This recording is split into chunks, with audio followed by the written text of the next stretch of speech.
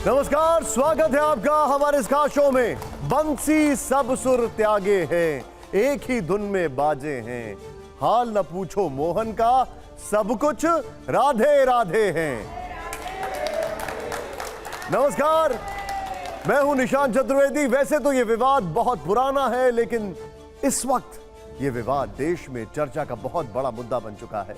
विवाद यह है कि कृष्ण राधा की कथाएं वाकई सच हैं या सिर्फ फसाना, एक पौराणिक सत्य है या सिर्फ भक्ति काल के कवियों की कल्पना। यह विवाद शुरू हुआ देश के दो बड़े संतों की बहस के बाद। ऐसे संत जिनके देश और दुनिया में करोड़ों भक्त हैं, जो कृष्ण कथाओं के विद्वान हैं, जाने माने कथावाचक प्रदीप मिश्रा और दुनिया भर में विख्यात प्रेमानंद जी महाराज। आज टीवी 9 भारतवर्ष के इस हाईटेक स्टूडियो में हम उसी बहस के साथ हाजिर हैं। दोनों पक्षों के बड़े बड़े धर्माचार्य आज हमारे साथ होंगे, इतिहासकार के तर्क होंगे और देश की आम जनता के बीच हम निष्कर्ष निकालने की कोशिश करेंगे कि आखिर कृष्ण की राधा सच है या कल्पना। सीधे हम चलते हैं। हमारे साथ हमारे इस वक्त खास मेहमान जुड़ चुके हैं, लेकिन सबसे पहले आप सबका इंट्रोडक्शन एक एक करने से बेहतर होगा मैं उनका इंट्रोडक्शन करूं और सीधे उनके पास लेकर जाऊं। मेरे साथ यहां पर जो खास मेहमान हैं, मैं आपसे जानना चाहूंगा सर, बड़ा सवाल जो इस वक्त मेरे सामने आ रहा है, पंडित महेंद्र मिश्र जी, सवाल खड़ा यह है, क्यों ये तर्क दिए जाते हैं, क्यों कहा जाता है कि वो काल्पनिक है, क्यों कहा जा रहा है कि वो रावल गांव से थी, क्या ये सब क्यों कहा जा रहा है? देखिए, ऐसा है कि पहले बात तो मैं राधा जी के बारे में बताना चाहता हूँ कि रा कारो दानवाचक धा निर्वाणवाचक, वो रावल गांव में पैदा हुई थी। उसके उपरांत वो जो है बरसाने में आके बसी अपने पिताजी के साथ, और ऐसा कहा जाता है कि 10 साल तक तो उनकी मुलाकात जो है कृष्ण भगवान से हुई। उसके उपरांत कृष्ण जी जो है वृंदावन को छोड़ करके मथुरा चले गए, उसके बाद उनकी मुलाकात नहीं हुई। और ये एक बात और मैं कहना चाहता हूँ कि उनकी शादी जो है कृष्ण भगवान से नहीं हुई थी, और ये बात कहीं पे भी नहीं है। जितने भी प्रमुख मंदिर हैं देश के, जितने यहाँ तक कि जो द्वारकाधीश मंदिर है, जो प्रमुख मंदिर है हमारे मथुरा जी में, वहाँ पे भी जो है राधा जी की मूर्ति नहीं है। और ये हमारे जो है उड़ीसा का जो मंदिर, वहाँ पे भी राधा जी की मूर्ति नहीं है। दक्षिण के बहुत सारे जो है मंदिर है, वहाँ पे भी राधा जी की क्या आप ये कहते हैं, आप बहुत बड़ी बात कह रहे हैं कि उनसे कोई विवाह नहीं हुआ था, लेकिन आप क्या ये भी मानते हैं कि वो एक काल्पनिक थी? ऐसा कई साहित्यकारों ने कहा जी। नहीं, ऐसा बहुत सारे जगह कहा गया है कि उनकी शादी हुई थी, लेकिन ये है कि आत्मिक रूप से वो मानती थी। वो उनके रिश्ते में जो है उनकी जो है मामी लगती थी, और वो जो उनकी मामी थी वो यशोदा के भाई के साथ उनकी विवाह हुआ था। उसके पीछे भी एक बहुत बड़ी कहानी है कि एक जो है मनुष्य जो है वो उसने जो है विष्णु जी की काफ़ी तपस्या की। उसने तपस्या के बाद विष्णु जी प्रसन्न हुए, वो आके उनसे पूछा क्या चाहते हो। उसने कहा कि हमारी इच्छा है कि मैं लक्ष्मी जी से विवाह करूं। तदुपरांत जो विष्णु जी चूंकि अपनी जो है वो जो उसकी इच्छा पूरा करना चाहते थे, इसलिए उन्होंने कहा अच्छा ठीक है।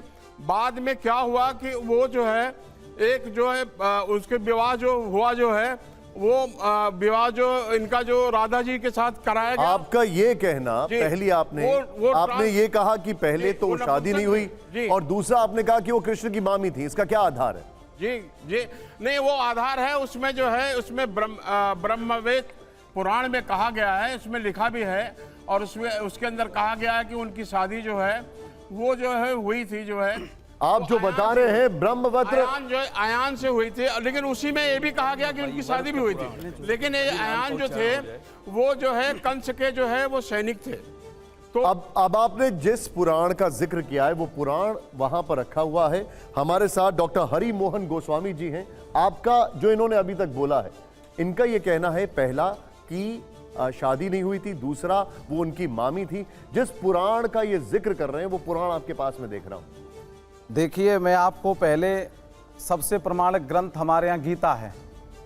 गीता से सिद्ध करके भगवान श्री कृष्ण कहते हैं, कीर्ति श्रीवाच नारीणाम स्मृत मेधा धृति क्षमा। श्री का अर्थ श्री जी है। ब्रज में भी आप जाओगे तो राधा रानी मंदिर नहीं कहेंगे बरसाना में, श्री जी का मंदिर कहेंगे। ये प्रसिद्ध है दूसरी बात, राधा रानी बरसाने की थी, बरसाने की हैं, बरसाना में ही रहती हैं, आज भी उनकी सत्ता विद्यमान है। कलयुग में अनेकों भक्तों के द्वारा किशोरी जी के दर्शन प्राप्त हुए हैं। उसमें गुलाब सखी प्रसिद्ध है, बरसाना जाइए, जिस गुलाब सखी की जो मुसलमान होते हुए भी किशोरी जी के यहाँ यंत्र बजाता था, उसको दर्शन किशोरी जी ने दिए, ये सत्ता विद्यमान है। और आपको मैं बताऊं, अनया राधितो नूनम भगवान हरिश्वर, भागवत जी कहती हैं, और राध साध्य संसिद्धौ धातु से पाणिनीय जी स्वयं अपने सूत्र में व्याकरण सिद्धांत से स्पष्ट करते हैं।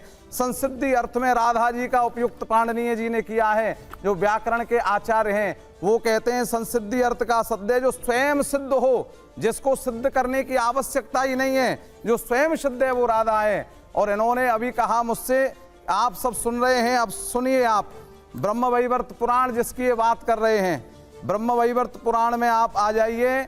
ये नर नारायण नारद जी के संवाद में जब भगवान श्री नारद जी ने नारायण से पूछा कि क्या आप हमें राधा रानी की कथा प्रसंग सुनाएंगे, और वहां शंकर जी ने, पार्वती जी ने शंकर जी से प्रश्न किया।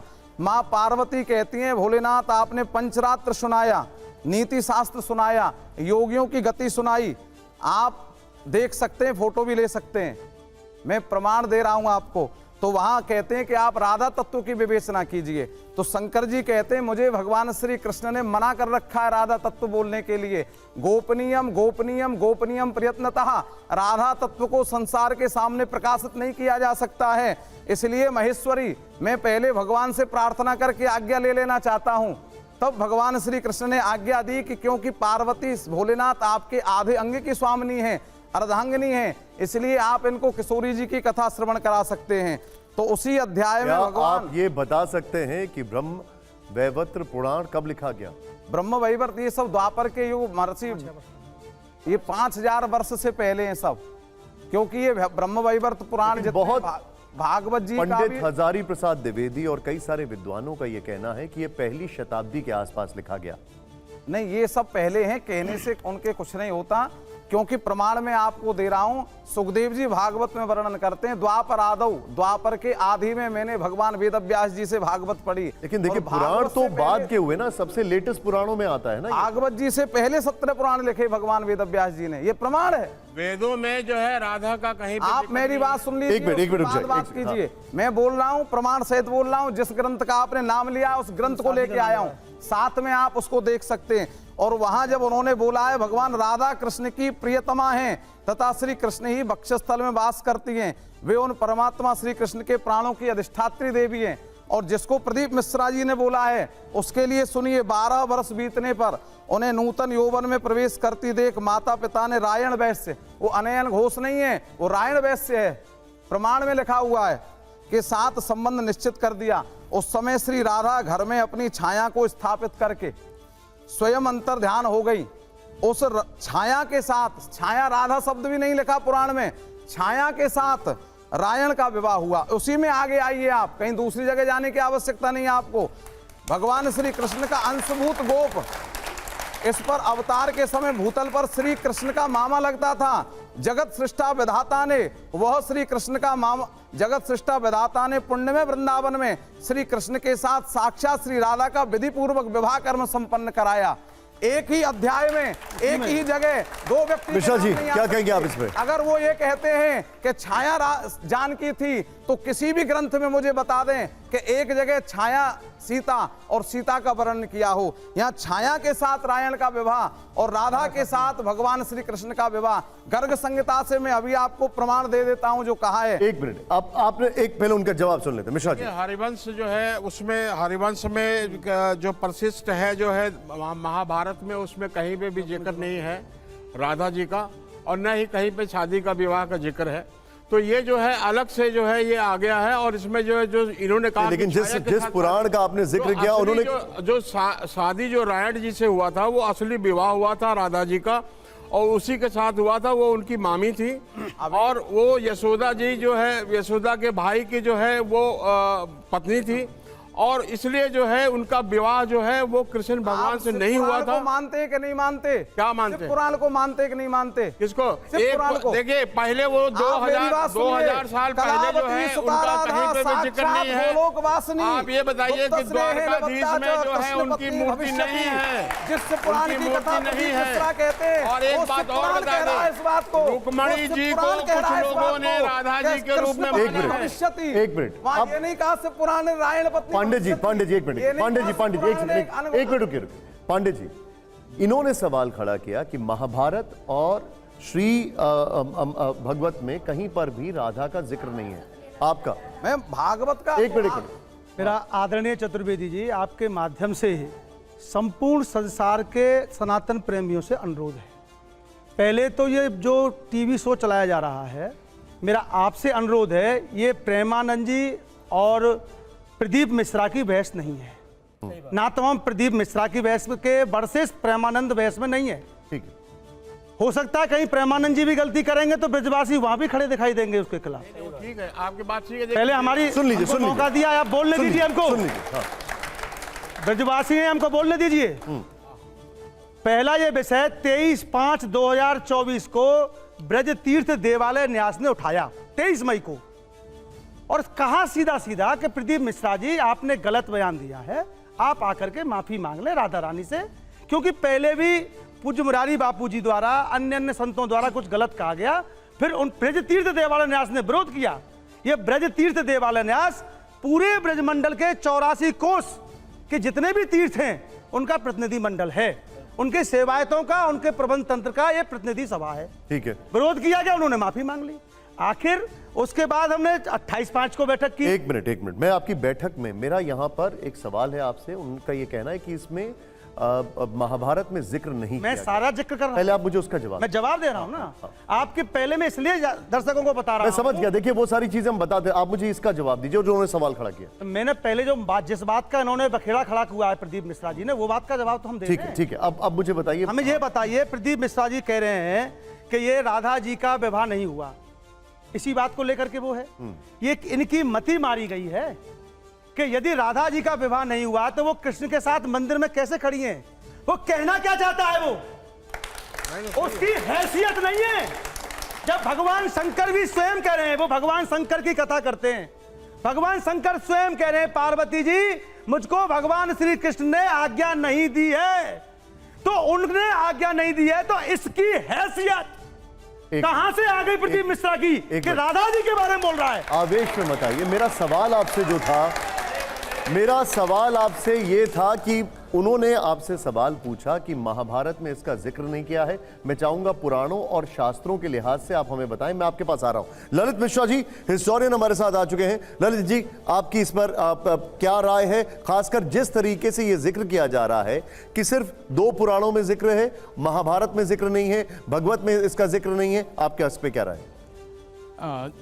जी बिल्कुल, मैं इस बात को आपके सामने रखना चाहूँगा इतिहास की दृष्टि से कि भागवत पुराण में राधा जी का स्पष्ट उल्लेख नहीं है, इसी तरह महाभारत में भी नहीं है, किंतु इसके साथ ही हमें यह भी देखना पड़ेगा कि ब्रह्म वैवर्त पुराण में राधा जी का उल्लेख है। लेकिन हमें ये भी जानना चाहिए कि क्या पुराण ही राधा के उद्धरण के, उनके उल्लेखों के पहले स्रोत हैं या उनसे पूर्ववर्ती भी कोई स्रोत हुआ है हमें, तब हम इस विवाद के मूल बिंदु तक पहुंच पाएंगे। और मैं आपको बताऊं कि राधा जी का नाम ऋग्वेद से हमें प्राप्त होता है, और 40 बार, एक बार नहीं 40 बार, लेकिन वो राधा राधा तत्व हैं, और ऋग्वेद में कृष्ण नहीं है। तो कृष्ण के पूर्व काल से ही राधा की महिमा हमारे सनातन धर्म में व्याप्त रही है। एक मिनट, अब आप इस चीज को जरा, क्योंकि आपने 2 बातें की यहां पर। एक, आपने कहा कि पुराणों से पहले जिक्र नहीं है, पुराणों में ही ज्यादा जिक्र मिलता है, पुराणों से पहले भी आपने कहा महाभारत में नहीं है जहां तक, लेकिन फिर आपने कहा कि ऋग्वेद में राधा का जिक्र है लेकिन कृष्ण का जिक्र नहीं है। इसको जरा फिर से बताइए हमें। देखिए, राधा का तत्व के, जब हम कृष्ण को ब्रह्म के रूप में देखते हैं तो उनकी आह्लादनी शक्ति राधा हो जाती हैं।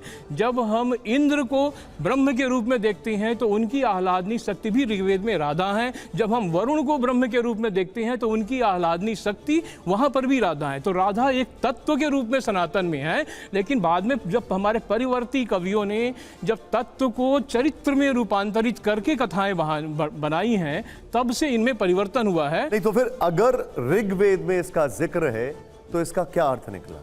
हाँ, मैं स्पष्ट करना चाहूँगा कि जैसे ऋग्वेद का एक मंत्र है 8वें मंडल के 6वां सूक्त में राधांश यादवा नाम, यादवों के बीच में राधा पूज्य हैं, किंतु ऋग्वेद में एक कण्व ऋषि का मंत्र है। इसी तरह से पहले मंडल के 30वें सूक्त में राधा जी का उल्लेख है, जिसमें राधा नाम पति इंद्र के लिए है। तो इंद्र की शक्ति है जब कोई भी देव का स्वरूप ब्रह्म के तो फिर क्या मैं ये सवाल आपसे नहीं पूछ सकता हूं कि ऋग्वेद में जिक्र होता है और फिर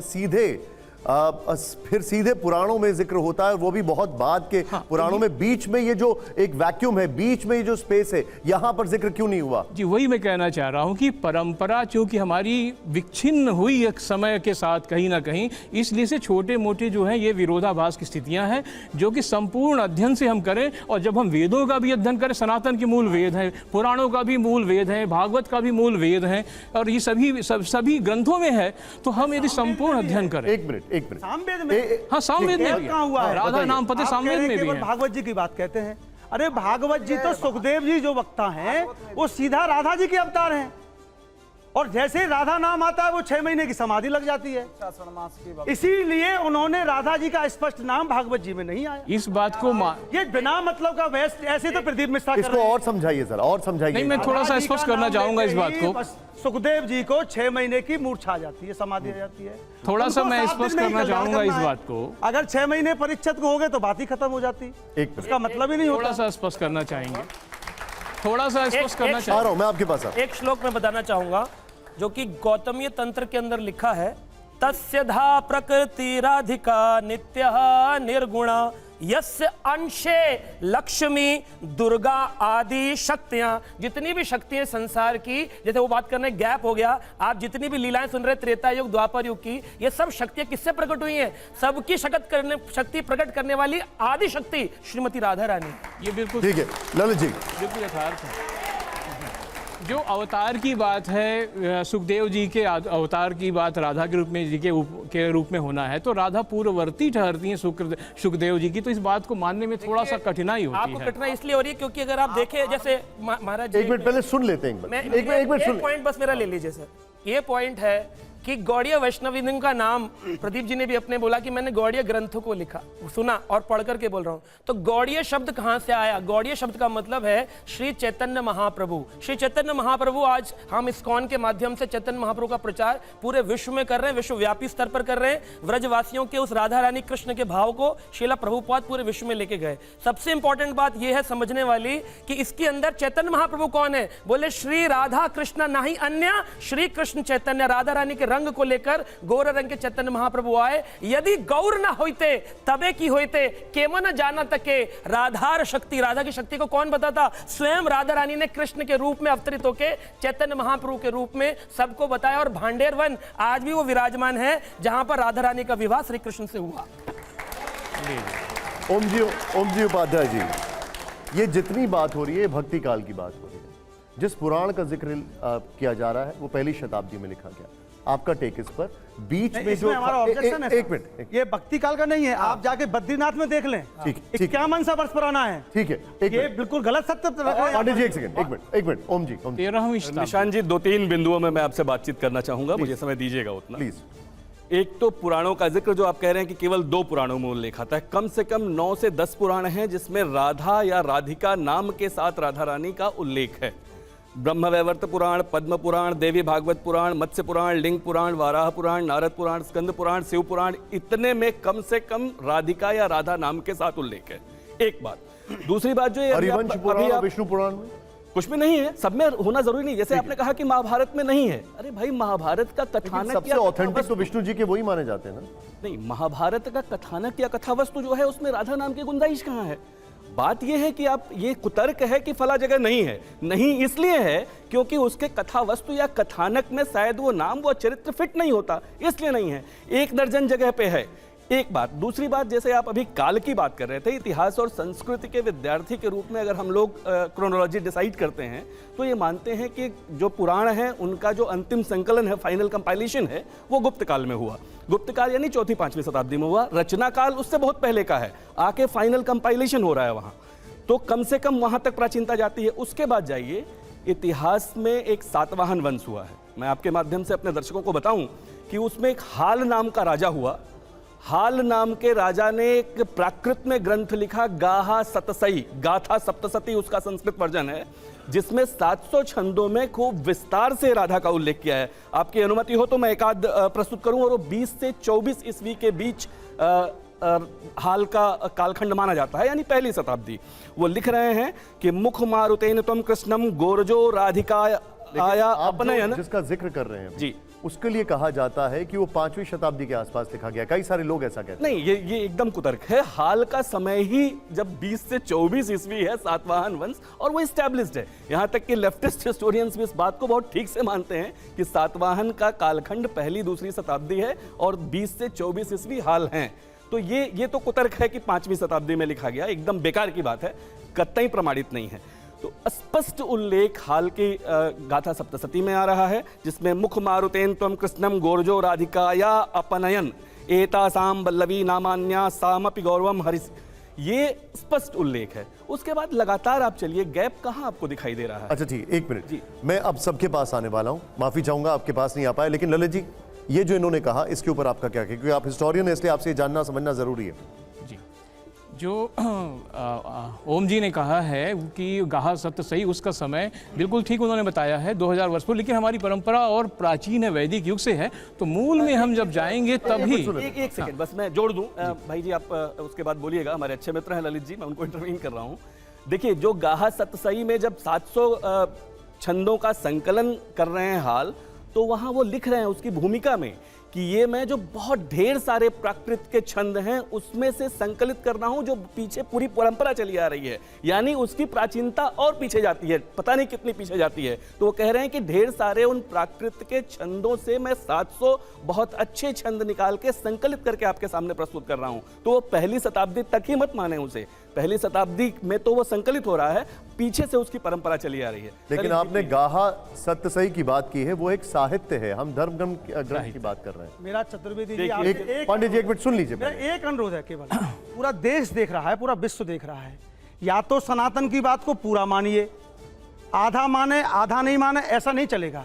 जब सौनकादिक ऋषि बैठ करके 18 पुराण सुना रहे हैं नैमिषारण्य में, उसको हम पढ़ रहे हैं, तो वो कौन सी शताब्दी है? वो तो महाराज आदिकाल की शताब्दी मुझे है। एक बात बताइए, ये अनावश्यक रूप से बहस कर रहे हैं। ये हिंदू धर्म की खूबसूरती है कि यहाँ ये पर केवल पूरी हमेशा दुनिया में प्रत्यक्ष रूप से स्थापित है। एक मिनट, कि अगर आप राधा अपनी कृष्ण आवाज का- आवाज बुलंद कर लेंगे तो औरों को नहीं बैठा नहीं, सकते ना। हमारी आप सुन लीजिए पहले, देखिए, एक मिनट सुन लीजिए, ब्रजवासियों एक की है, मिनट, बोलने आप से सभी है, को आप बोलने बच्चों दीजिएगा। की आप ओम जी बताइए। हाँ मतलब देखी तेरी मथुरा अपने राज्य। एक मिनट, हाँ मैं स्पष्ट करना चाहूंगा इस विषय को। मैं आ रहा हूँ, अभी आ रहा हूँ। हाँ भाई ललित जी, एक तो इस तरह से कैटेगराइज करना, क्योंकि इस हिसाब से तो बहुत सारे ऐसे लोग मानते हैं कि पूरा अलग-अलग पूरा वैदिक तर्क है, वो साहित्य आपके सामने साहित्य रखे है। नहीं, जा रहे आप हैं। जो साहित्य और इतिहास का कैटेगराइजेशन कर रहे हैं, वो एकदम कम से कम उस कालखंड में जाके बिल्कुल। क्या आप गाहा सत्यसई को धार्मिक ग्रंथ मानते हैं? मैं गाहा सप्तसती को पूरा ऐतिहासिक ग्रंथ मानता हूँ। मैं ऐतिहासिक ग्रंथ मानता हूं जिसमें धर्म अध्यात्म अंतः गुम्फित हैं। वो हमारा मूल है, धुरी है। धर्म और अध्यात्म तो इस देश की धुरी है। अगर आप उसको ऐतिहासिक मानते घूमती हैं तो उसका रेफरेंस हम कैसे उसको ले सकते हैं जी उसमें? फिर से बोले। अगर आप उसको धार्मिक ग्रंथ नहीं मानते हैं तो आप उसका रेफरेंस फिर कैसे ले सकते हैं? नहीं, मैं तो कह रहा हूं कि वो धार्मिक, ऐतिहासिक, साहित्यिक सभी चीजों को पूरा पूरित करने वाला ठीक है, बस ग्रंथ है। अब आपने अपना पॉइंट रख दिया। एक मिनट, ओके ललित जी आपके, और फिर उसके बाद मैं सबके पास आ रहा हूँ। हाँ जो आदरणीय ने कहा तो मैं उसे थोड़ा सा करेक्ट करना चाहूँगा कि जो सनकादिक 88 ऋषि थे ये श्रोता थे, और कहने वाले उग्र श्रवा ये थे, इनकी ये कथावाचक थे, वो श्रोता थे। तो ये दूसरी तरह से बात कही गई है। लेकिन मैं ये इसको स्पष्ट करना चाहूँगा कि राधा तत्व के रूप में, ईश्वरीय शक्ति के रूप में हमारी परंपरा में शुरू से हैं, कृष्ण के पहले से हैं। जब कृष्ण को दैवत्व प्राप्त होता है, ब्रह्म की तरह से हम दृष्टि से देखते हैं, तो वहाँ राधा हो सकती हैं, होंगी, हैं। लेकिन एक मिनट सुन लीजिए, एक मिनट। लेकिन जो यदि उन्हें भागवत में स्थान नहीं दिया गया है, और भागवत के लेखक इतने बड़े स्वयं सुखदेव हैं, तो ये इसके पीछे कोई कारण है। शायद उन्होंने वैदिक परंपरा को ही आगे बढ़ाया। क्यों? ठीक है, अब मैं हमारे साथ यहाँ पर आप विक्रमादित्य जी मौजूद हैं, हमारे साथ यहाँ पर शैलेशानंद जी मौजूद हैं। शैलेशानंद जी आपसे, और फिर विक्रमादित्य जी आपसे। जी, सबसे पहले नमस्कार टीवी 9 भारतवर्ष के सभी दर्शकों और टीवी 9 भारतवर्ष को। कि जो ये विषय आज लाया गया है कि राधा रानी के विषय में, शायद समाज की भ्रांति में बहुत अलग है और संतों के मध्य में इसका अलग है, क्योंकि तत्व और तर्क की विवेचना के माध्यम से राधा जी को समझ पाना बड़ा मुश्किल है। तो मैं इतना ही कहेंगे कि शिव पुराण के अंतर्गत जो रुद्र संहिता में उल्लेख आया है पार्वती खंड में 2 अध्याय में कि कलावती सुता राधा साक्षात गोलोकवासिनी गुप्त स्नेह निबंधाश कृष्ण पत्नी भविष्यति, यानी कि भविष्य में कृष्ण पत्नी के रूप में राधा रानी का प्रादुर्भाव हुआ है। तो ये ब्रह्म आह्लादनी शक्ति है।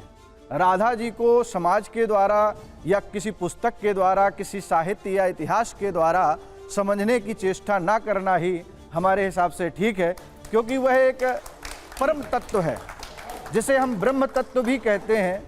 तो ब्रह्म तत्व को किसी व्यक्ति या किसी स्वरूप या किसी वस्तु या नाम के आधार पर प्रमाणित नहीं किया जा सकता, क्योंकि पितरों की 3 कन्याओं का उल्लेख है, मेनका, सुनैना और कलावती, जिसे कीर्ति या कीर्तिजा के रूप में भी कहा गया है।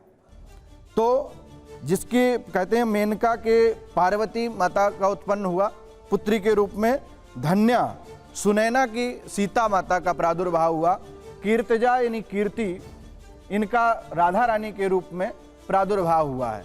और वह भगवान श्री कृष्ण की आह्लादनी शक्ति के रूप में, यानी कि जो ब्रह्म की सत्ता है, वही स्वयं साक्षात कृष्ण भगवान के सहयोग के लिए इस धरा पर आई हैं। तो इस विषय को चाहे प्रदीप मिश्रा हो या प्रेमानंद महाराज जी हों, उन्हें पहली बात तो इस प्रकार के विवाद को करना नहीं चाहिए। क्यों?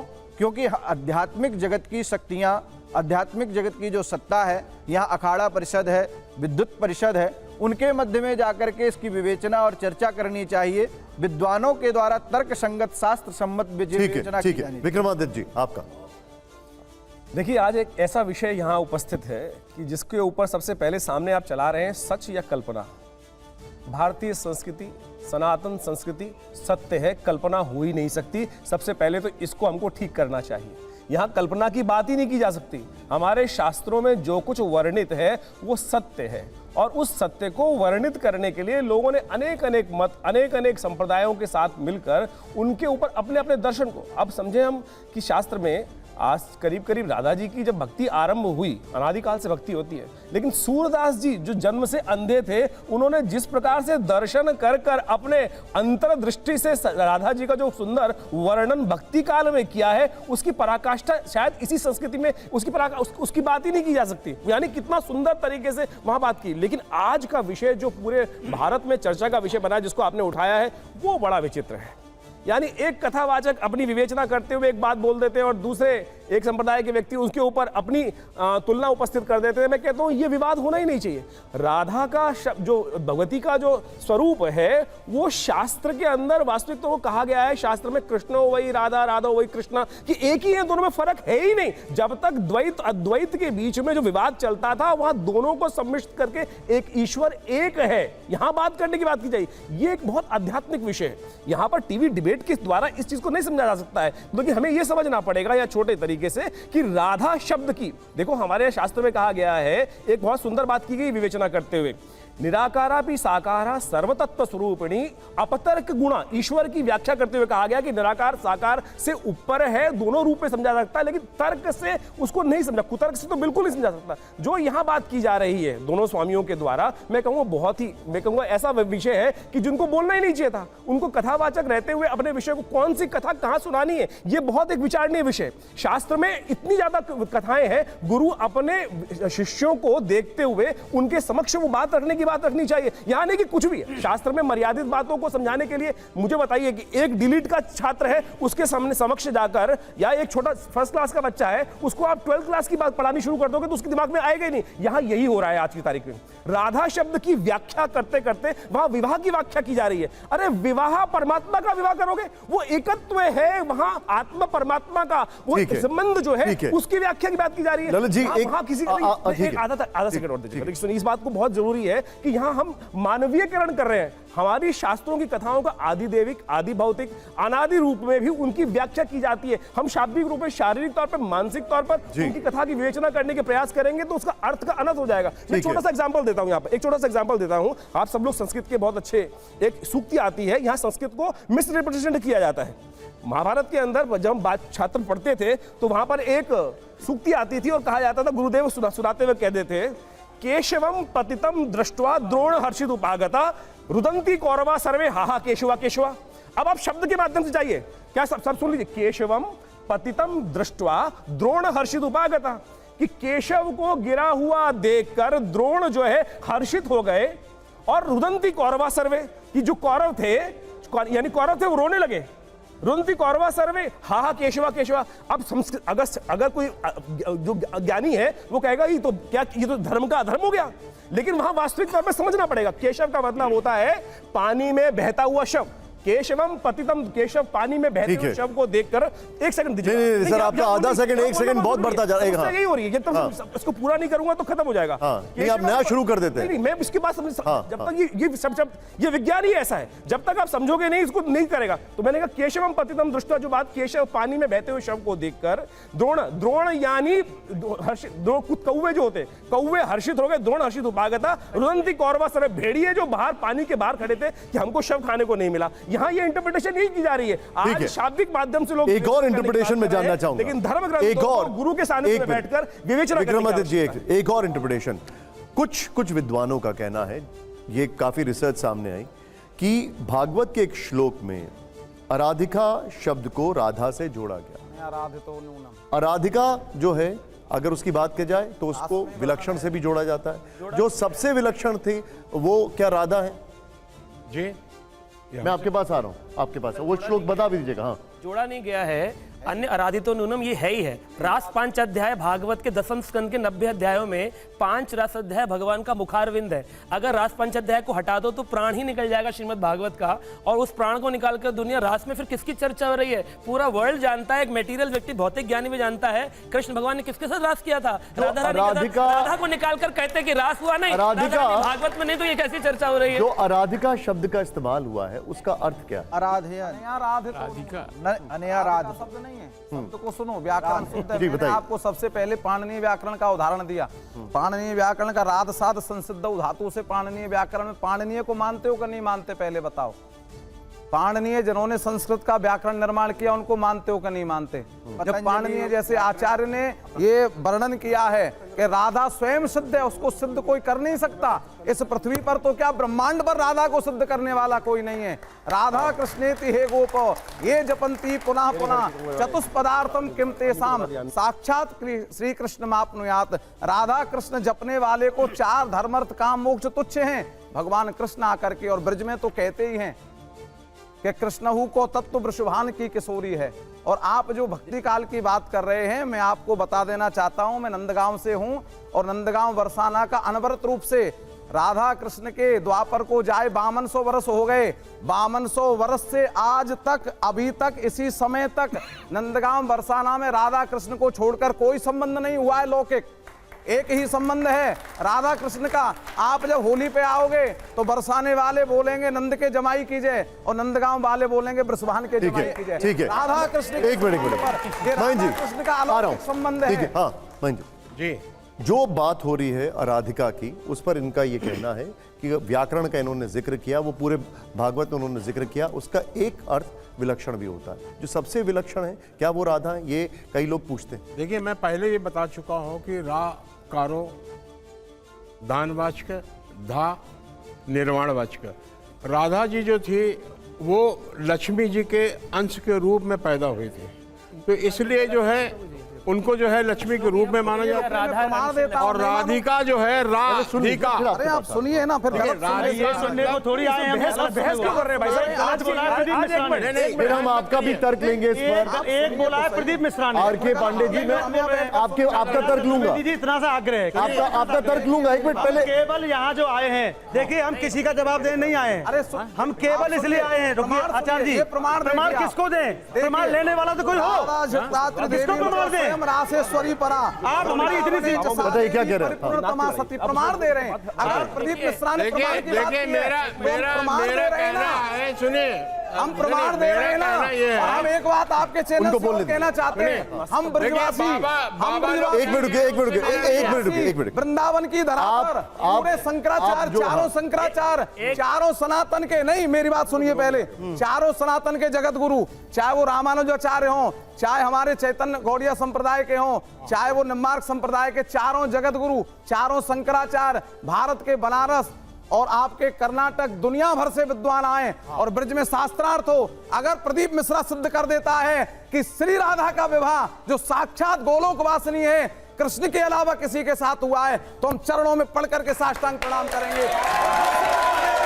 तो प्रदीप मिश्रा को किसी विश्वासी से नहीं, राधा रानी की चौखट पे आकर के नाक रगड़ के माफी मांगनी पड़ेगी, अन्यथा उसका विनाश। तो ये प्रमाण कह रहा है, तयोर भेद करिष्यन्ति ये च विन्दन्ति राधिकाम कुंभी पाकेन पच्यन्ते यावद वै ब्राह्मणो वया। जितने दिन ब्रह्मा की आयु है, जो राधा कृष्ण में भेद समझता है, उतने दिन तक कुंभी पाक नरक में यातनाएं भोगता है। हम तो उसके पाप को कम कर रहे हैं, उसके पाप को इसलिए कम कर रहे हैं कि वो आकर के राधा रानी की चौखट पे अगर नाक रगड़ लेता है, तो मेरी राधा रानी इतनी करुणामयी है कि वो उसको क्षमा कर देंगी। और ब्रजवासी तो राधा के लिए जीते हैं और राधा के लिए प्राण त्यागने को भी तैयार है। मुन्ने मत भिन्ने।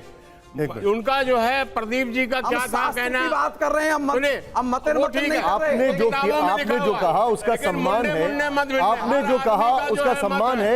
एक बार जरा उनका तर्क सुनिए। हमारा इतना सा निवेदन 2000 है। वर्ष पहले, मैडम 2000 वर्ष पहले ही नहीं जाने राधा जी का जिक्र हुआ। हम पहली पहले प्रदीप बार मिश्रा पे चर्चा आचार्य होगी। निम्बार्क जी, उसके सुनिए, अलावा हम किसी चर्चा पर राजी नहीं है।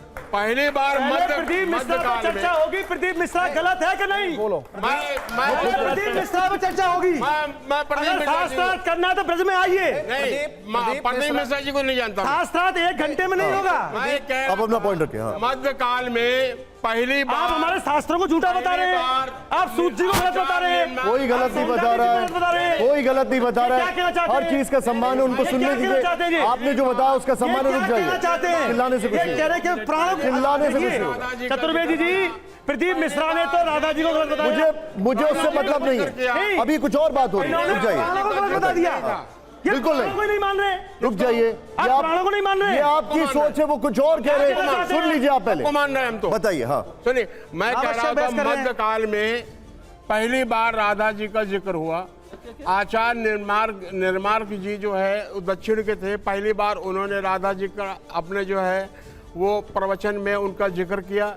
जयदेव भी जी ऐसे थे जिन्होंने राधा जी का जिक्र किया। उसके पहले राधा जी का कृष्ण के साथ ये सुनने के लिए हम यहाँ नहीं खड़े हुए हैं। एक मिनट रुक जाइए। सही है। अब आप रुक जाइए। आप हमारी एक बात सुन लीजिए केवल। आप 1 मिनट हमारी सुन लीजिए।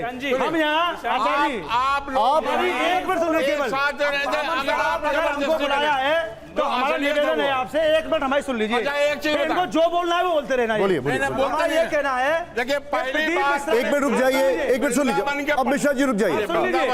आपने एक बहुत बड़ी गलत बात बोल दी है कि मथुरा में राधा कृष्ण का मंदिर नहीं है। वल्लभ संप्रदाय, सुन लीजिए हमारी संप्रदाय की सारी बातें। एक मिनट रुक जाइए। हाँ, आप बोलिए, पांडे जी बोलिए, मैं सुन रहा हूँ। अरे संप्रदाय तो मथुरा वृंदावन से हैं। हाँ, ये आपने समझे, कहा ये कि सब मथुरा राधा वृंदावन में कोई मंदिर नहीं है। राधा जी को मानते आप हैं। हमारी बात सुन लीजिए केवल 2 हाँ, मिनट। मैं सुन रहा हूँ आपकी बात। इसके आपकी बाद बात में- ऑनर जा रही है, बोलिए। हाँ, ये निवेदन करने का है कि प्रदीप मिश्रा ने ये कहा, मूल बात पे हमको लड़ना हाँ, चाहिए। बिल्कुल। उन्होंने कहा कि राधा का विवाह उनके साथ हुआ और भगवान कृष्ण के साथ नहीं हुआ। प्रदीप मिश्रा कहना क्या चाहता है कि भगवान श्री कृष्ण किसी और की पत्नी को लेके खड़े हैं? ये छोटा विषय नहीं है, ये किसी विदेशी ताकत की इसमें षड्यंत्र है। नहीं। ये बहुत, 1 मिनट, यदि हमारी मातृभूमि को कोई आक्रमण करता है तो हमारी भारत सरकार आतंकवादी घोषित कर देती है। ये तो मातृभूमि की भी जननी है। अच्छा, एक ये उसके लिए कैसे आतंकवादी हो गए? नहीं ये व्यासपीठ मर्यादा की है हमारी। अच्छा, हमारी मर्यादित व्यासपीठ पर इनको बैठने का हक नहीं है। नहीं, बिल्कुल विष्णु सही स्वरूप होता है, इनकी हैसियत कैसे हो गई? बहुत सही जब बात। शंकर जी इस बात को नहीं बोल रहे हैं, हमारे से बात अनाथ शिव नहीं बोल रहे हैं, तो ये शिव की कथा कहता अच्छा, है। एक शिव की चीज- कथा कहने वाला अच्छा, व्यक्ति ठीक ये है। शिव पुराण के श्लोक को नहीं मान रहा है। हमारे जितने भी मंदिर हैं, क्या अभी मोदी जी ने विश्व में राधा कृष्ण का मंदिर बनवाया? क्या वो गलत है? क्या मथुरा में राधा कृष्ण का मंदिर है वो गलत है?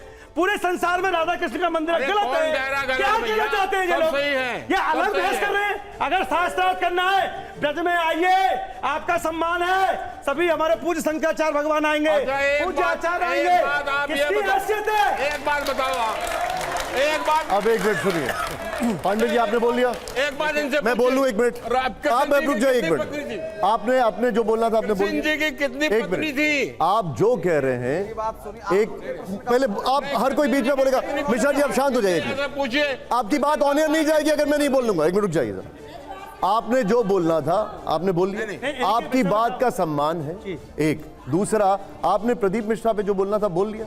अब बात तर्कों की कर, एक जगह तो ये उन्होंने तर्क दिया, कुतर्क दिया। एक मिनट रुक जाइए, आप बकायदा प्रमाणों के साथ बता रहे हैं, यही ऑनियर जाने की। अब रुक जाइए एक मिनट रुक जाइए, आपका हाँ।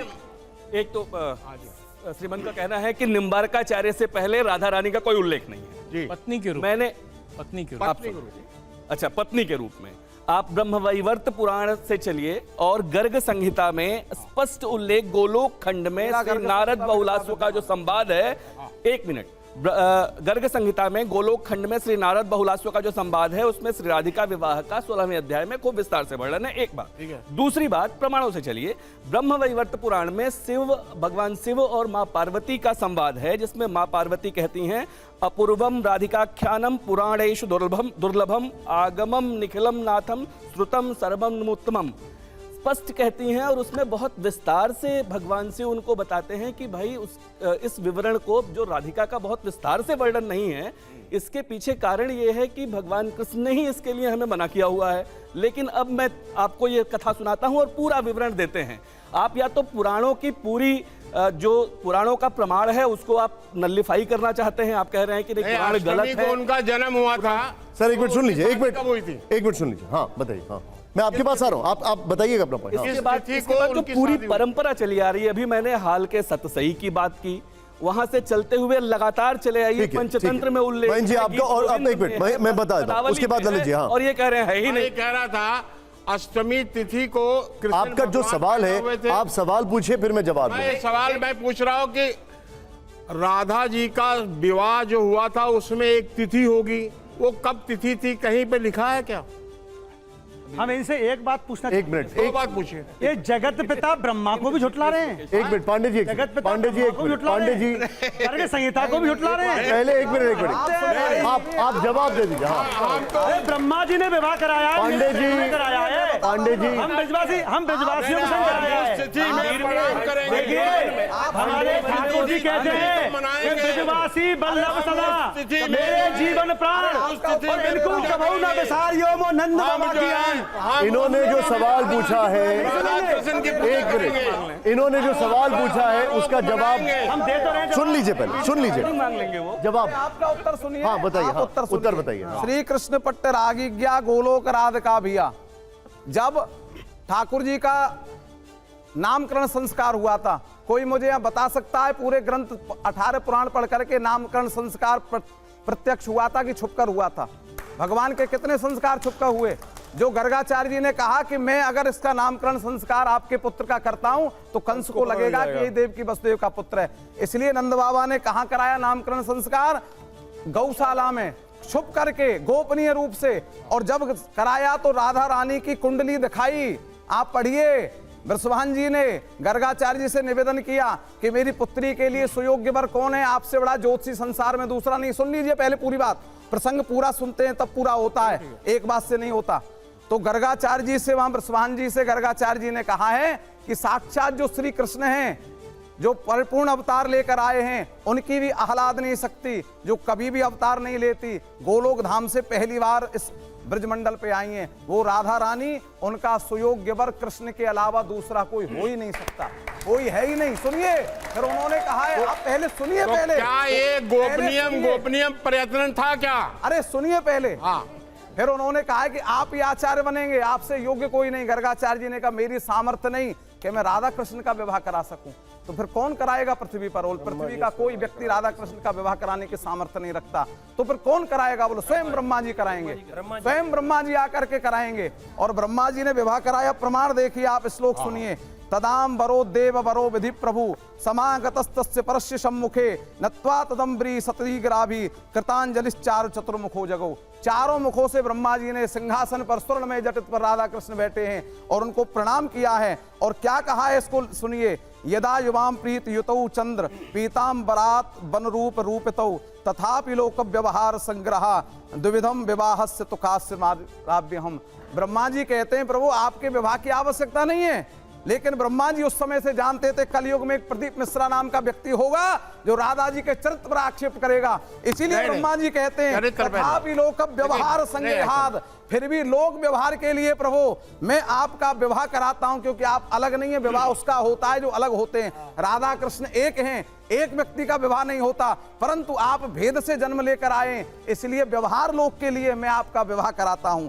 तब ब्रह्मा जी ने वहां उठ करके तदा से उत्ताय विदुर होतासनम प्रज्वाल्य कुंडे स्थितियोस्तयो पुरा श्रुते करग्राह विधिम विधानतो विधाय धाता संवस्थितो भवत। विधाता ने स्वयं फेरे लगवाए हैं, एक मिनट, स्वयं विधाता आपने यहाँ पर उन्होंने जो सवाल पूछा उसका जवाब दिया, प्रमाणों के साथ दिया।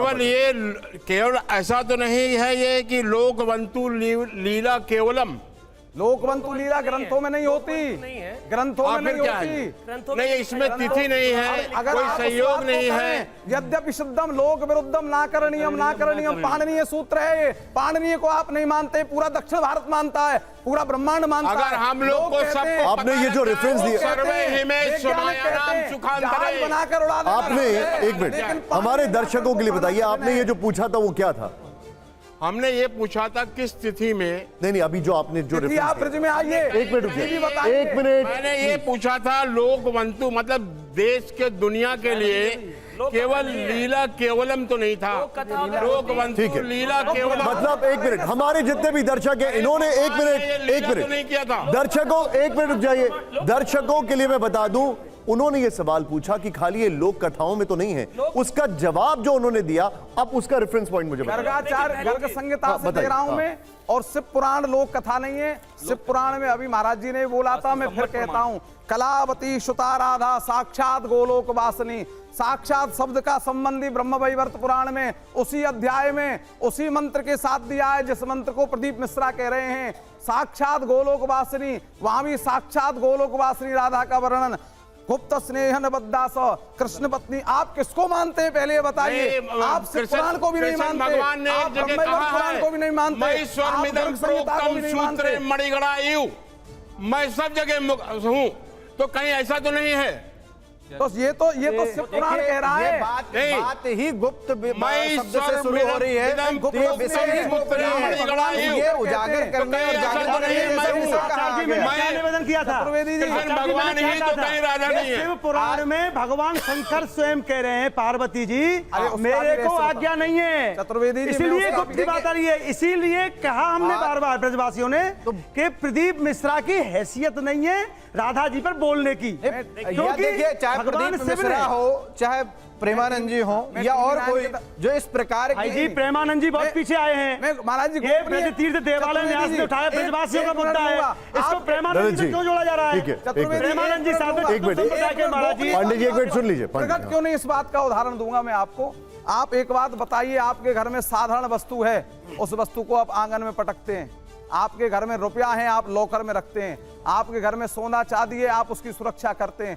आपके घर में हीरे मोती आप गाड़ बैठाएंगे। किशोरी जी तो भगवान की वो आह्लाद नहीं सकती है, उस सब के आगे प्रकट होने की वस्तु नहीं है। इसीलिए शास्त्रों में उनका विषय ठीक है, बिल्कुल आह्लाद नहीं सकती है भगवान का हृदय, उसको जनमानुष क्या समझेगा? वो संतों की सभा में बोलने के लिए। का एक श्लोक और है, राधा पूर्ण शक्ति कृष्ण पूर्ण शक्तिमान दुई वस्तु भेद नहीं शास्त्रीय प्रमाण। शास्त्र प्रमाण देते हैं कि दोनों में कोई भेद नहीं है। इसका उदाहरण दूंगा आज के परिवेश में। मान लीजिए एक बल्ब है, बल्ब के अंदर एक फिलामेंट लगा हुआ है। फिलामेंट अकेला रोशनी नहीं देता और अकेला कांच रोशनी नहीं देता। दोनों शक्तिमान और शक्ति जब साथ रहते हैं तभी संसार में प्रकाश फैलता है। तो राधा कृष्ण कोई दो वस्तु नहीं, एक है। लीलावश उन्होंने दो हुए हैं ताकि हमारे को रस का वर्धन हो सके। तो वो रस आचार्य रस वर्धन कर सके। की कृपा सुख ज्ञानी भय अति दानी हो। आप अभी सूरदास जी की बात कर रहे हैं, मैं भक्ति काल की बात कर रहा हूं। जिनकी कृपा से सुखदेव जी शिष्य हैं। आप गौड़िया संप्रदाय के महात्मा हैं, आप गौड़िया संप्रदाय की बात कर, आनंद वृंदावन चंपू में लिखा उठाकर देखिए, सुखदेव जी राधा रानी के शिष्य हैं। राधा रानी ने कृष्ण तत्व का बोध भगवान सुखदेव को कराया है। और सुनिए, आप सूरदास जी की बात करते हैं, भक्तिकालीन सूरदास जी कहते हैं हमारे यहाँ नंदगांव बरसाना का संबंध है। नंदगांव वाले क्या कहते हैं, बरसाने में असल ससुराल हमारो न्यारो ना तो। और सूरदास जी कहते हैं, आपने कह दिया कि लक्ष्मी जी की अंश है राधा रानी। गोपनीय तंत्र के अंदर, गौतम तंत्र में लिखा हुआ है, तस्यधा प्रकृति राधिका नित्य निर्गुणा यस अंशे, उनके अंश से लक्ष्मी दुर्गा आदि शक्तियां, जितनी शक्ति आदि शक्ति है संसार में, राधा रानी उनकी प्रकट शक्ति प्रमाण है। और ठीक ये है। गोपनीय चीजें होती तो शास्त्र प्रमाण ठीक है ललित जी। देखिए, आप लोगों ने भी जो दो बातें कही हैं उनमें ही कुछ हमें इनके सूत्र मिल जाते हैं कि स्वयं भगवान शिव वो कहते हैं रहस्य गुप्त है, उन्होंने स्पष्ट किया, उसकी स्पष्टता नहीं है। दूसरी बात, यदि हमें राधा जी को राधा जी के रूप में, शक्ति के रूप में, आह्लादनी शक्ति के रूप में स्वीकार करने में किसी को कोई समस्या नहीं, यही उनका मुख्य स्वरूप है। किंतु उनको व्याहता हम यदि सिद्ध करेंगे तो फिर वो भगवान श्री कृष्ण वहाँ से जब मथुरा से चले गए हैं द्वारका, तो राधा जी नहीं गई हैं, तो वो परित्यक्ता भी आप नहीं कह सकते, वो आजीवन यहीं रह गई हैं और कृष्ण वहाँ रह गए। तो उनको व्याहता और उन दोनों का, भगवान कृष्ण और राधा जी का दाम्पत्य जीवन स्थापित नहीं किया जा सकता है। ऐसे स्रोतों की बहुत कमी है। यदि हम मनुष्य की तरह से जेंडर स्पेसिफिक देखें, वो भी 10 साल जेंडर स्पेसिफिक देखते हैं तो लेकिन जो ईश्वर है, ईश्वर की जो आध्यात्मिक स्वरूप है, हमें वही मानना पड़ेगा। आध्यात्मिक शक्ति के रूप में भगवान ईश्वर की आध्यात्मिक शक्ति के रूप में हमें उन्हें स्वीकार करना पड़ेगा। कुछ विद्वान ये कहते हैं कि रुक्मणी ही राधा है और दोनों लक्ष्मी का अंश है। ये तो मान्यता। एक मिनट दे दीजिए, थोड़ा सा मैं पूछ रहा हूँ आपके पास भी आ रहा हूँ। माधुर्य कृष्ण में और ऐश्वर्य कृष्ण में अंतर ही नहीं पता। अच्छा, मैं आपके पास आ रहा हूँ, आप मुझे बता ऐश्वर्य कृष्ण को माधुर्य कृष्ण से जोड़ रहे हैं। वृंदावनम परित्याजम समय के साथ जब भगवान श्री कृष्ण गए कहाँ हैं? जब मैं आपके पास आ रहा हूँ। हाँ, क्या बहस हो रही है? बताइए। जब परंपराएं छिन्न भिन्न हो जाती हैं तो मान्यताएं कई प्रकारों की स्थापित होती हैं, मान्यताओं को मानते हैं, तो ये एक मान्यता है। मान्यता नहीं है। मान्यता अगर होती तो पूरा ब्रह्मांड रुक्मणी जी के नामों में, रुक्मणी जी का जो भी संदर्भ है, रुक्मणी जी को राधा किसी भी स्रोत में, पौराणिक स्रोत में नहीं कहा गया, परवर्ती साहित्य में है। तो हम कुछ आधार मानकर चलेंगे किसी बात को रखने के लिए, या तो पौराणिक साहित्य को आधार मानेंगे या कि साहित्य से परे जो हमारे वेद हैं हम उनको आधार मानेंगे। मेरा एक उनके आग्रह है, अलावा कवियों के काव्य को आधार मानना एक आग्रह है अनुचित होगा, हम कहीं पहुंच नहीं पाएंगे। एक आग्रह है, भूमि आपने देखी है, कुरुक्षेत्र की भूमि, आपको राधा रुक्मणी में भेद जो आप कर रहे हैं, कुरुक्षेत्र की भूमि में जब सूर्य ग्रहण के समय गए हैं, भागवत प्रमाण दे रहा हूं आपको, भागवत है, तो वहां में राधा जी कहाँ है? नहीं, राधा जी नहीं है, लेकिन स्तुति बता रहा हूं। भागवत में प्रमाण है, कुरुक्षेत्र की भूमि में जब भगवान श्री कृष्ण गए हैं, नहीं राधा जी गई हैं, पहली बार गई हैं कहीं वृष से बाहर, तो वहां स्वयं रुक्मिणी ने स्तुति की है, धन्योस्ति राधे वृषभान पुत्री त्वद्भक्ति योगेन वशीकृतोयम वदत्यलम यस्य कथाम त्रिलोकी सएव वार्ताम वदति त्वदीयम। हे किशोरी लाडली राधा, आप धन्य हैं। क्यों धन्य हैं? वृषभान की पुत्री है, बोले नहीं, इसलिए धन्य हैं जो पूरा त्रिलोकी जिन कृष्ण के तत्व की चर्चा करता है, कृष्ण कृष्ण रटता है। जब द्वारका में कृष्ण सोते हैं तो उनके शरीर के रोम रोम से राधा राधा शब्द आता है। अच्छा, एक चीज बताइए, आपकी द्वारकाधीश जो है मथुरा का सबसे बड़ा मंदिर है, उसमें राधा जी की मूर्ति क्यों नहीं स्थापित? द्वारकाधीश राजा दरबार में राधा रानी थोड़ी रहेंगी, भगवान कृष्ण के दो स्वरूप हैं। दरबार में राधा रानी थोड़ी रहेंगी। और दूसरे उड़ीसा में जो मंदिर है वहाँ क्यों नहीं स्थापित? दरबार में हम राधा रानी आपसे आपके प्रश्न का उल्टा प्रश्न कर रहे हैं। अच्छा, दूसरी बात आपने है, अब तक जयपुर आपने में इतने श्रीमान जी, आपने इतने प्रश्न किए हैं, अब आपसे दो प्रश्न हमारे हैं जी। आप कह रहे हैं फला मंदिर में नहीं है, हमारे ब्रज में राधा जी का मंदिर राधा कृष्ण के साथ है जी। पूरे विश्व में राधा कृष्ण के मंदिर हैं। अगर प्रदीप मिश्रा का बयान और उनका प्रमाण यदि ठीक है तो हम कल से सारे मंदिर बंद करा दें, यही कहना चाहते हैं? दीप मिश्रा आप क्या कहना चाहते हैं? मैं ये कहना नहीं, बताइए आप क्या कहना चाहते हैं। दूसरी बात, अब मेरी बात सुन लीजिए, एक मिनट सुन लीजिए हमारी बात। या तो आप ब्रह्मा जी को भी नहीं मान रहे हैं और यहाँ आप उद्धव जी को नहीं मान रहे हैं। शास्त्रों में आप ये तो मानते हैं उद्धव से बड़ा ज्ञानी कोई नहीं है। बिल्कुल सही, उद्धव से बड़ा कोई ज्ञानी तो नहीं है, ना प्रदीप मिश्रा ना कोई और, कोई नहीं। इसलिए शास्त्रों को पढ़ने के लिए गुरुजनों के बीच में जाना पड़ेगा। शास्त्रार्थ आचार्यों के बद्ध बैठ के होगा, तो यहाँ सभी आचार्य नहीं है। उसके लिए तो बड़ी सभा ब्रज में काशी कहीं बुलाई जाए, पूज्य शंकराचार्य जी और आचार्य जी बीच में। जब उद्धव जी जैसा व्यक्ति, ज्ञानी व्यक्ति, ब्रज में आकर के ब्रज के रहस्यों को आकर के नतमस्तक होके गए हैं और आज भी लता पता बन के ब्रज में ही उद्धव जी निवास कर रहे हैं। तो उनसे बड़े ज्ञानी ना आप हैं ना प्रदीप मिश्रा है। दूसरी, प्रदीप मिश्रा ही नहीं, आप ही नहीं, कितने लोगों को भ्रम हुआ, जैसे ब्रह्मा जी को भ्रम हुआ। आपने एक प्रश्न किया था कि भगवान कृष्ण की कितनी पत्नियां, आपने, अरे भगवान, आपने प्रश्न किया था, आप सवाल पूछना चाह रहे थे, सवाल पूछने, सवाल का जवाब इन पर नहीं है। क्या सवाल, जवाब दे रहे हैं। आपका सवाल क्या है? आपने हमने इनसे ये पूछा कि राधा कृष्ण बरसाने में साथ क्यों हैं, पूरे विश्व में राधा कृष्ण साथ क्यों हैं? बस सवाल पूछ लिया आपने, अब मैं जवाब ले लेता हूँ, बताइए। मैं ये कह रहा था इनसे, नहीं, वो पूछ रहे सवाल आपसे, क्या फिर से पूछे सवाल, वो सुनो। हम ये पूछना चाहता है, पूरे विश्व में और ब्रजमंडल में, बरसाने में और ब्रजमंडल की गली गली में, पूरे संसार में राधा कृष्ण के मंदिर एक साथ क्यों हैं? इसलिए है कि राधा जी को बहुत प्रेम करते थे कृष्ण भगवान, और राधा जी कृष्ण भगवान को बहुत ज्यादा प्रेम करती थी। वो प्रेम का प्रतीक है और वो लक्ष्मी जी के अंश हैं, इसलिए उनको अपने प्रेम के प्रतीक के रूप में चतुर्वेदी जी, रखा जाता है। एक प्रश्न और पूछिए इनको कि क्या वो दूसरे की पत्नी को लेके खड़े हैं? फिर पत्नी, क्या कहना चाहते हैं? एक बात बताइए। अरे प्रदीप मिश्रा, आप क्या कहना चाहते हैं? कोई भगवान किसी स्त्री को अरे अपने साथ कमाल, नहीं रख सकता। अब समझिए, अब आप शास्त्र समझिए। अच्छा, आप भागवत जी समझिए, भागवत जी में वर्णन आता है कि ब्रह्मा जी को भ्रम हो गया कि ये कैसे कृष्ण बलराम है, ये तो ब्रजवासियों का झूठा खा रहे हैं। उन्होंने सारे बछड़ा और गाय को चुरा लिया। उस काल में सभी ब्रजवासियों के भगवान कृष्ण ही बछड़ा बन गए, भगवान कृष्ण ही ग्वालवाल बन गए। ये भागवत जी का प्रसंग है।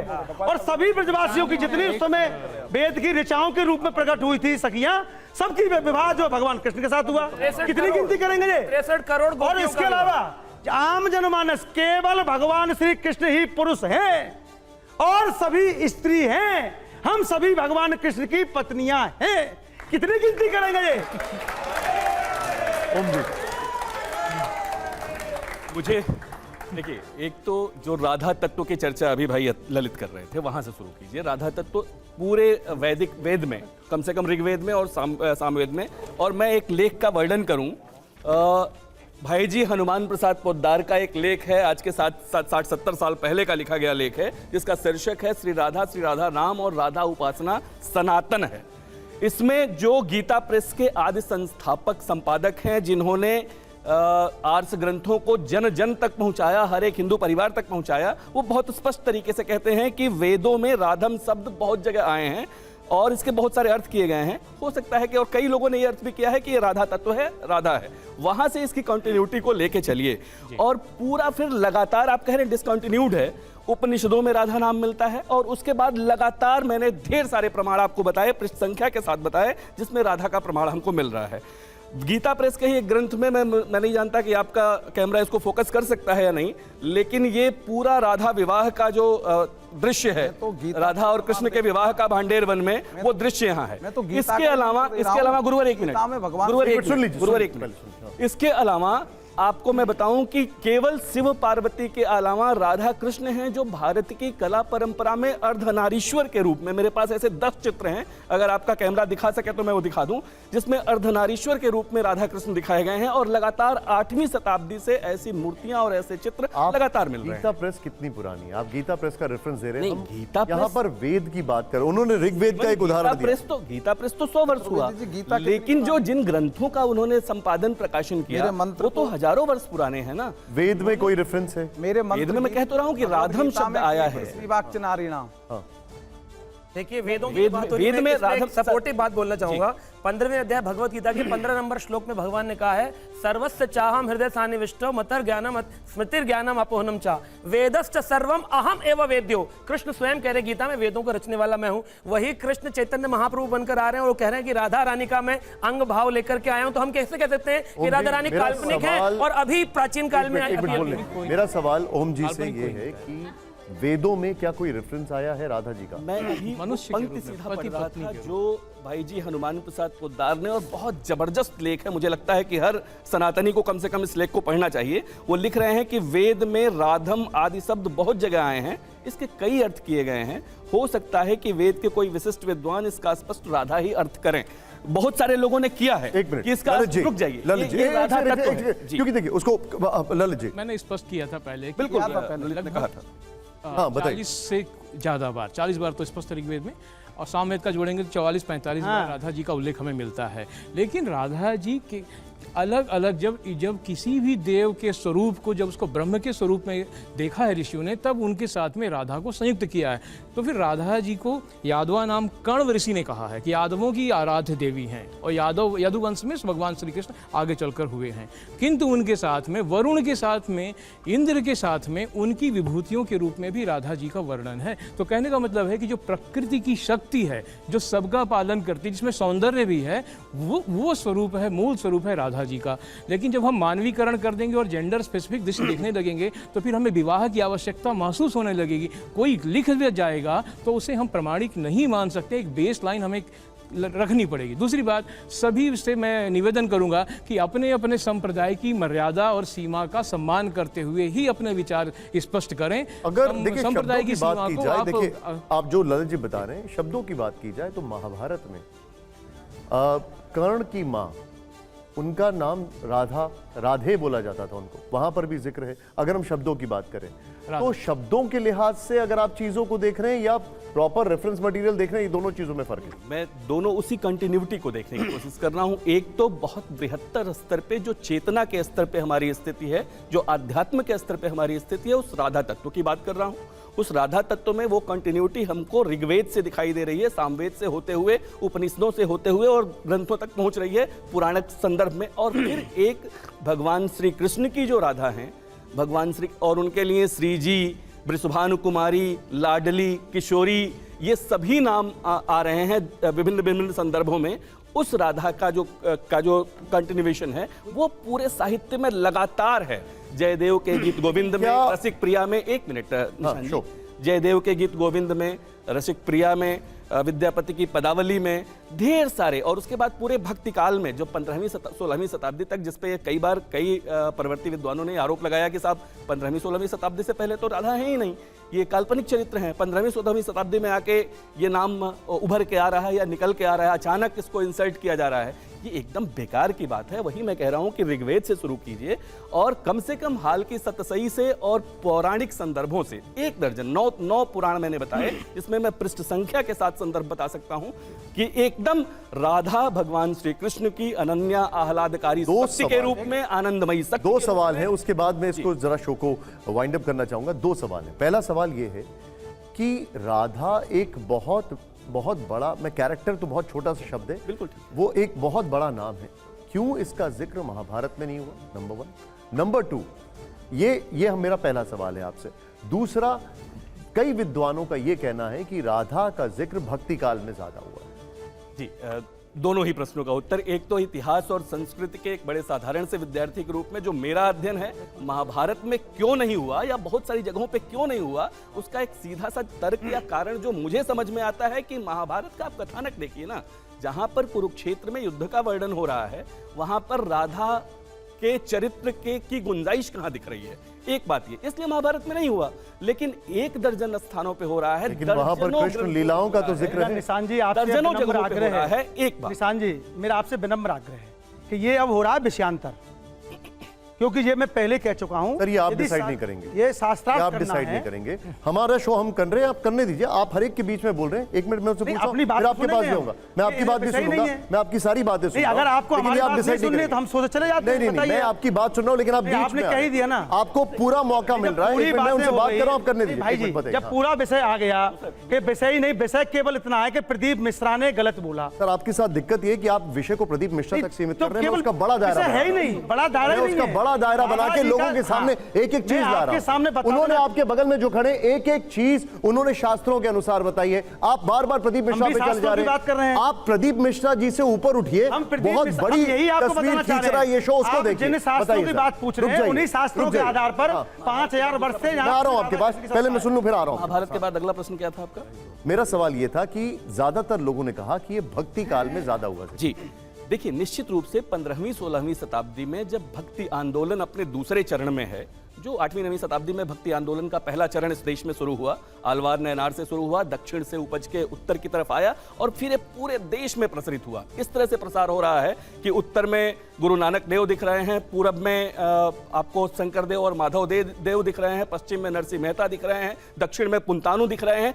एक एक प्रांत में ढेर सारे भक्ति संत दिख रहे हैं और उस समय भगवान श्री कृष्ण राधा माधव की लीलाओं का जिस तरह से चित्रण हो रहा है, जिस तरह से उसका प्रतिबिंबन हो रहा है, वो बहुत अद्भुत है। ठीक है। इसलिए वो एक एक मनुष्य तक पहुंच रहा है। अब मेरे पास समय थोड़ा कम है, मैं ललित जी के पास आऊंगा, फिर पांडे जी से क्लास टेक। ललित जी एक मिनट, मिश्रा जी वही सवाल जो मैंने पूछा अभी, महाभारत में जिक्र नहीं हुआ। दूसरा, भक्ति काल की इसमें ज्यादा जिक्र किया जा रहा है कि भक्ति काल में ज्यादा राधा का नाम आया, लेकिन आपने ऋग्वेद सामवेद का जिक्र किया। एक बार हमारे दर्शकों को यह बता दीजिए कि क्या तब से इसका जिक्र होता आ रहा है और बीच में जो वैक्यूम था उसके आप क्या कहेंगे? जी, तो बिल्कुल जैसे कि आप लोग भी सहमत हैं कि ऋचाएँ गोपिकाएं बन गईं, तो उसमें एक भाव है कि ऋग्वेद की ऋचाओं को सबसे ज़्यादा महत्व दिया गया है सारे ग्रंथों में, और उन ऋचाओं में राधा जी का उल्लेख हमें मिलता है, लेकिन प्रकारांतर से मिलता है। एक व्यक्ति के रूप में नहीं मिलता है, शक्ति के रूप में मिलता है, ईश्वर की शक्ति के रूप में मिलता है हमें। और वो परंपरा फिर आगे बढ़ती, जैसे कि हमें ओम जी बता रहे थे, परंपरा आगे बढ़ती है। किंतु बीच में एक कालखंड भारत के इतिहास में दुर्भाग्य से ऐसा रहा, जब भारत में शकों और कुषाणों का आक्रमण हुआ और इंडो ग्रीक का आक्रमण हुआ, तब हमारी परंपराएं विच्छिन्न हुई हैं। फिर उनको सहेजने की कोशिश की गई है और दो परंपराएं थी, एक ऋषियों की परंपराएं थी। जब ऋषियों की परंपरा नष्ट हो गई है तो उसके बाद में सूत परंपरा स्थापित हुई है, और सूत परंपरा में जो पुरानी परंपरा उसको कथाओं के माध्यम से स्थापित किया गया, प्रयत्न किया गया है। अभी हम जो बातें कर रहे हैं वो सूत परंपरा के द्वारा कही गई कथाओं, जिन्हें हम पुराण कहते हैं, उनके द्वारा उन पर बात कर रहे हैं। तो ये परंपरा का टूटना, फिर उनका पुनर्निर्माण होना एक ऐतिहासिक तथ्य है। अब इसके बाद यदि महाभारत में और भागवत में राधा जी का उल्लेख नहीं है मनुष्य के रूप में, तो ये सत्य है, किंतु एक पूर्ण सत्य नहीं है, क्योंकि ब्रह्म वैवर्त पुराण और अन्य पुराणों में राधा जी हैं, पर राधा जी गोपिका हैं, भगवान कृष्ण की पत्नी का के रूप में उन्हें स्थापित करना लगभग असंभव है। उस रूप में हम अपनी सीमाओं का व्यतिक्रमण न करें, सीमाओं को पार न करें, भक्ति की सीमा के भीतर ही रहें, तभी उचित होगा। और कोई भी व्यक्ति यदि अपनी सीमा मर्यादा को व्यतिक्रम करेगा, उसे पार करेगा, तब फिर बड़ा ही विवाद भयंकर रूप में सामने आ जाएगा, जिसमें किसी को लाभ नहीं है। इसलिए मैं दोनों महापुरुषों से निवेदन करूंगा, और बाबा स्वामी प्रेमानंद जी का तो संप्रदाय भी बहुत ही नया है, मुगल काल के समय ही उसकी उत्पत्ति हुई है, तो वो और प्राचीन जाएं, अपने अध्ययन और उनका जो ज्ञान है, ज्ञान की सीमा को और बढ़ाएं और वेदों तक पहुँचें। और अंत में मैं इसे अपनी तरफ से समाप्त करने के लिए कहना चाहूँगा कि हमें पतंजलि ने जो अध्यात्म का विज्ञान दिया है, उसमें ज्ञान के भी ऊपर आनंदमय कोश है। तो जब हमें ज्ञान होगा, जब हम आनंदमय कोश में किसी भी रास्ते से चलें, कृष्ण कहें, राधा कहें, शिव कहें, किसी भी रास्ते से चलेंगे, ज्ञान हमारा बढ़ेगा, ज्ञानमय कोश में हम पहुंचेंगे। साइंस है, ज्ञानमय कोश मतलब विज्ञान में साइंस। उसके बाद जब हम एक मिनट, जब हम आनंदमय कोश में पहुंचते हैं तो राधा तत्व है, तो आनंदमय कोश तो हमारे शरीर में ही इस प्रकृति ने बनाया हुआ, तो उससे अस्वीकार्यता नहीं है, किंतु उसका मिथकीय रूप, उसका जो है शास्त्रों से हटकर दूसरा रूप, मनोरंजक स्वरूप राधा जी का नहीं है। ये सब स्वरूप ठीक नहीं है। ब्रह्मा जी की बात को झुटला रहे हैं आप, ब्रह्मवैवर्त पुराण को झुटला रहे हैं आप, गर्ग संहिता को झुटला रहे हैं आप, शिव पुराण को झुटला रहे हैं। अरे उन सब को छोड़ दीजिए पुराणों को साहब, आप तो हमारी सनातन परंपरा को झुटला रहे हैं। क्या 5,500 वर्ष से जितने भी आचार्य और ऋषि और पूर्वज हुए, वो क्या झूठे थे? प्रयास था, आप ही सत्य। आप सभी लोगों का बहुत बहुत शुक्रिया।